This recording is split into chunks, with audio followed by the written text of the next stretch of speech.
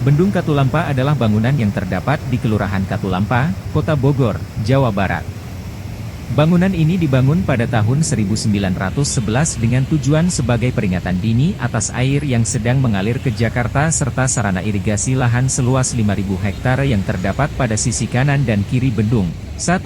Pada saat musim hujan, bendung ini bisa dilewati air dengan rekor debit 630.000 liter air per detik, atau ketinggian 250 cm yang pernah terjadi pada tahun 1996, 2002, 2007, dan 2010. Proyek pembangunan bendung ini dimulai pada 16 April 1911 dan selesai pada awal Oktober 1912, sebelum akhirnya diresmikan penggunaannya pada 11 Oktober 1912. Total biaya yang dikeluarkan 80.000 gulden. Bendung yang juga hasil karya Insinyur Hendrik van Breen ini memiliki panjang total 74 m, dengan 5 inlet sluis, pintu untuk mengalirkan arus ke kawasan di bawah, 3 squeeze sluis, pintu untuk menahan air, jika volume air berlebihan dan mengancam kawasan bawah, dengan lebar masing-masing pintu 4 m. Disebutkan, selain untuk pengendalian banjir, bendung ini juga memiliki fungsi sampingan sebagai sistem irigasi. Berkat bendung ini sebanyak 10.000 bau sawah, orang Jawa menyebutnya bau, satu bau ekuivalen dengan 0,7 hektar, dapat diairi melalui Oosterschellokken, Kali Baru.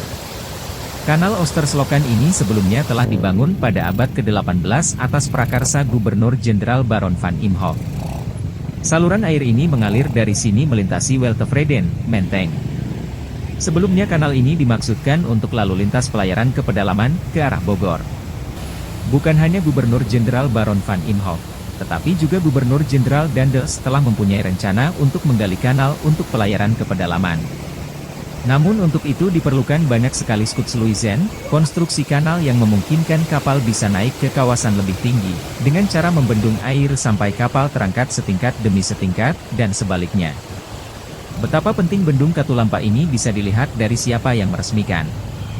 Tak tanggung-tanggung, Gubernur Jenderal Alexander Willem Frederik Idenburg, didampingi para pejabat penting masa itu.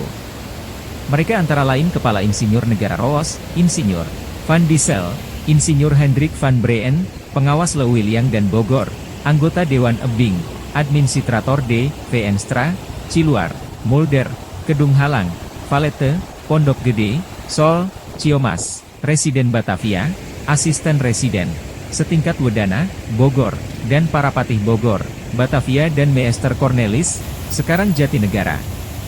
Peresmian bendung tersebut dimeriahkan dengan gamelan dan tari-tarian, serta upacara selamatan dengan kepala kerbau. Bendung Katulampa mulai dioperasikan pada tahun 1911, akan tetapi, pembangunannya sudah dimulai sejak 1889, sejak banjir besar melanda Jakarta pada 1872. Banjir saat itu dikabarkan membuat daerah elit Harmoni ikut terendam air luapan Sungai Ciliwung. Dari Katulampa, sebagian air Ciliwung dialirkan lewat pintu air ke Kali Baru Timur, saluran irigasi yang dibangun pada waktu yang sama. Dari Bogor bagian timur, sungai buatan itu mengalir ke Jakarta, di sepanjang sisi Jalan Raya Bogor, melalui Cimanggis, Depok, Cilangkap, sebelum bermuara di daerah Kali Besar, Tanjung Priok, Batavia. Air Kali Baru Timur dulu dipakai untuk mengairi sawah yang banyak terdapat di daerah antara Bogor dan Jakarta. Het was hoogst nodig dat deze permanente dam teotesten kwam, en u kan Weltevreden geregeld spoorwater krijgen en de kan sope grote overstromingen te Batavia is visual uitkloten.